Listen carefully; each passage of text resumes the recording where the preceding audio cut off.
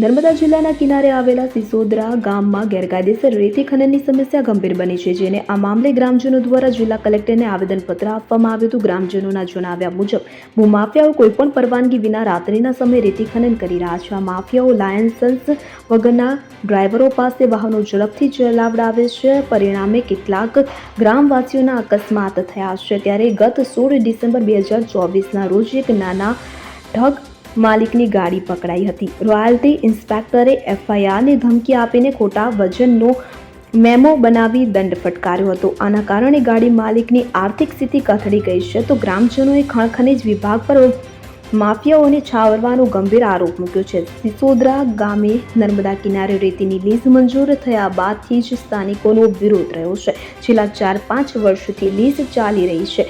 આ મામલે ગ્રામજનો દ્વારા આ સમસ્યાના નિવારણ માટે મુખ્યમંત્રી અને ખાણ ખનીજ વિભાગને પણ આવેદનપત્ર આપવામાં આવ્યું છે. જોકે સ્થાનિકો દ્વારા અવારનવાર રજૂઆતો છતાં આજ દિન સુધી કોઈ કાર્યવાહી થઈ નથી.